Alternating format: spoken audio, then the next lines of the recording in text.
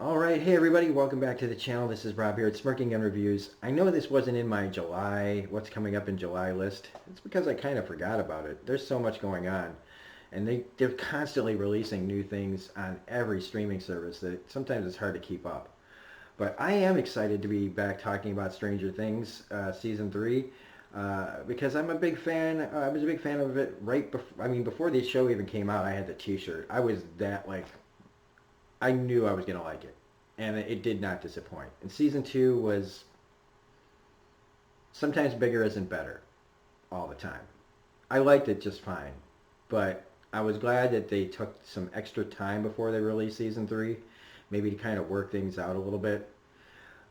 Because I personally was hoping that this was going to be more of an anthology show, and we were going to be dealing with different threats every season, not just the upside down and the giant smoke monster that's the mind flayer and the demogorgon demigod things. Like, that was fine for the first season, and if they wanted to finish it off, which I thought they did in Season 2, I really hoped that we would move on to something else, but right away we're leaning into it again. And so if I had one criticism already, and it's just one, it's that it's the upside down still. We're still dealing with that, and it kind of looks like that's just going to be the show, is always dealing with the upside down. So hopefully they can do something with it other than, oh, it's back again, uh-oh. But there are shadows of the story to come in here that kind of lead me to believe that we're just going to get a bigger understanding of the upside down world and not really moving on. And so I'm going to try to be patient with it because, like I said, I just really don't have any interest in the upside down. I think it's an interesting concept, but after 2 seasons of it, I would have liked something else. You know, like even like how shows like Buffy and Angel, there's always a new big bad. And I guess in a way there is, if you count Russia being involved in this storyline now. Because of course, if we had a program, they had a program. And I think they talked about it in previous seasons. And so that's how we start, where, you know, 11 just spent all this time closing the gate, and here they are with like a super collider reopening the gate from their end of things. And I did like the whole explosion and all the guys getting blasted with electricity. That was all really cool. And I think that it's an interesting premise. If that's where we're headed, if this is what we're doing, then fine. I did enjoy this part. And once we get back to Hawkins, that's when things really finally pick up. And I really like how everything is. Like, Eleven and Mike are awkward, kissing teenagers who, you know, Hopper's sitting there, you know, keeping an eye on them, being a protective father, not wanting some skeevy, greasy teenage, you know, young teenage boy putting his hands on his daughter. The kissing scene in itself is very awkward and very probably close to how it really is in real life when you're that age and you're just all full of hormones and you just want to keep, you know, can't keep your hands off each other, but you don't quite understand what you're doing. And so I definitely I get Hopper's like way of looking at this thing more than I understand the kids, because I was not, the way we were raised, we weren't kissing nobody when we were 11 or 12 years old. We didn't have like girlfriends and stuff like that. We had the Bible. Much better than girls, right? So anyway, Hopper's not too happy with Mike, and he goes reaching out to Winona Ryder's character, who fucking finally, she is not having to run around screaming about one of her kids and in a panic, because I feel like the whole first 2 seasons, even with the Sean Astin in the cast and her being in love with him, it still just felt like most of that season she was just like, we gotta help Will, we gotta help Will, ah! mean, it was the worst in season 1, but finally, with things being calm right now, it was nice to see her just being a mom, trying to help out a dad with teenager problems. And it's really fun to watch David Harbour play this role again as a new father again, having to, like, he lost his daughter. Now he has like a what 12, 13 year old to deal with. And so that stuff where she's teaching him what to say and how to say it and try not to kill Mike in the process is all really fun to watch. As far as the kids go,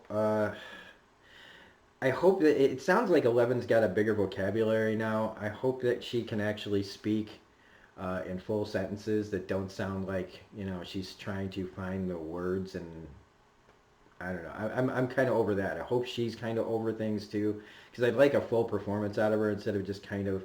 She always just looks, and it's not a bad thing because her character is been sheltered her whole life. But I'm hoping that now that we're in the third season, we can actually, understand her more.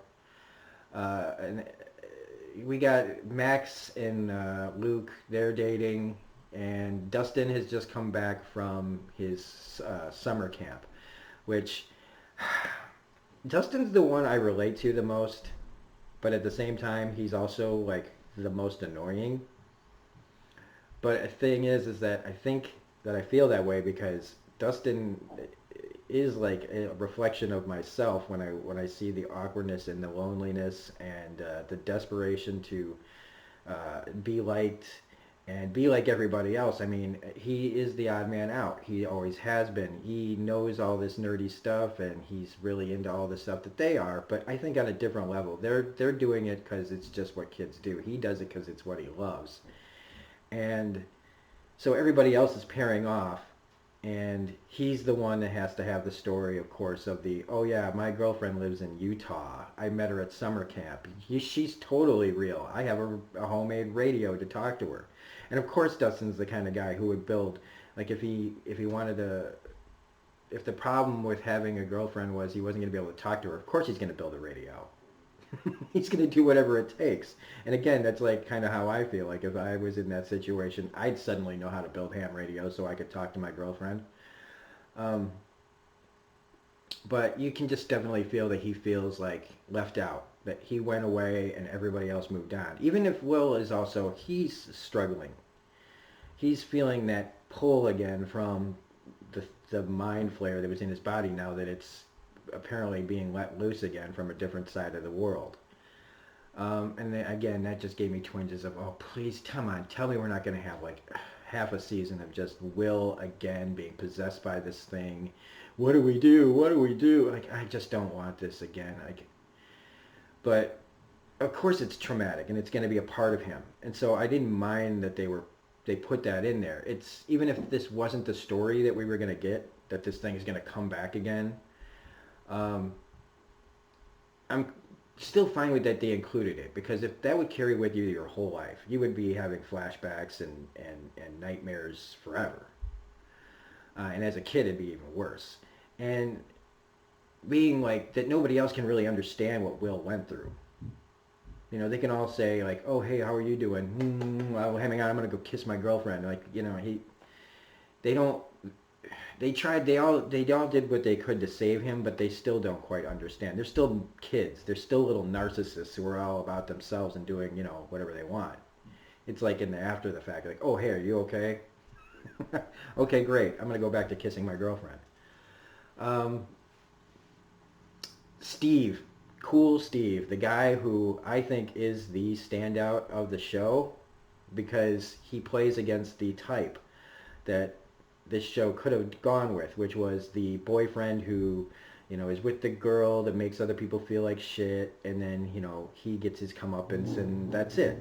But no, what they did here is they made him a fully fleshed out character who didn't play into that trope of the asshole 80s boyfriend. Or stayed that way. He grew. He became a part of the group. He cared. And even after season 2, which again, if you haven't watched all of this and you're watching this, stop and go back and watch it, because he matures. and he does what he has to help the people in the show, the kids, his ex or whatever. Now that she's with Jonathan, he stepped up and he took his lumps literally. He fought to help these kids and protect these kids, and he didn't even get too weird about it with Nancy about Jonathan.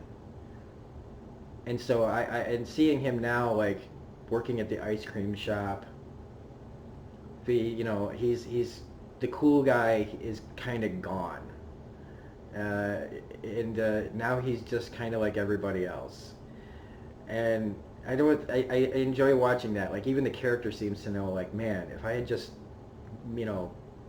hadn't made some of these choices, maybe I'd be going to college. Maybe I'd still have my girlfriend. I don't know. I mean, they're probably setting it up where he's going to end up dating the girl from the ice cream shop. I don't know. But I'm really, really more interested in actually what they're going to do with Steve this year than pretty much anybody on the show. And I don't know if that's weird or if it's just because they established him as a trope-bending character. Speaking of his ex, Nancy and Jonathan are like full-blown sleeping together, sneaking out of their house. Apparently mom's cool. When Winona Ryder doesn't mind that they're sneaking in and out of the house together. And he and her, I guess, work at the paper together, which, come on, that was like 8 guys at a table at the tiny Hawkins not post office, newspaper. I would have thought that this was like a 3-4 man job, tops. They got like a whole like group of guys sitting there, like it's like the biggest paper in the county or so. I mean, it probably is, but like a way bigger paper than it really in actuality is. Do you really need 8 guys at that table? You're telling me all 8 of those guys run that little paper? I don't know. But Nancy's dealing with, the whole gender barrier thing that was still going on in the 80s and is still going on today. But, the whole sexism thing, don't take her seriously, blah, blah, blah. But I mean, in all honesty, she's an intern. And the whole, like, she has an idea thing, they don't take her seriously, is kind of like, well, you are an intern. Okay, so, I mean, even if they are being sexist, honestly, I don't think they'd be taking her seriously even if she was a guy. Okay, they probably write it like, oh, yeah, we're going to totally take a guy seriously, but no, it's a girl, so they write it so that they don't take her seriously. But in all honesty, in my opinion, her position at that paper wouldn't really matter what she had to say, or he, if that was the case. It's nice to see Jake Busey in this. He doesn't get enough work. He also doesn't seem to be overacting too much, which is a nice change of pace. And they've been able to get good performances out of people that, they're good actors, but they've been known for, like Sean Astin's The Goonies and Samwise Gamgee. So it's nice to see them get Jake Busey in here, who, is known for, Starship Troopers, The Identity, things like that. And he's always kind of a loose cannon kind of character, crazy like his dad. And then we have Billy and Mike's mom. They established the flirtation in a previous season, and they're leaning into that too. It's kind of creepy, but it's funny at the same time because you got all the wives all dressed up in their special bathing suits, waiting for Billy, the all-powerful Billy, to come out and be the lifeguard at the pool. I guess they just don't know Billy like we know Billy and like the kids know Billy. That Billy's a piece of shit. But the moms don't know that because he's got a hot bod.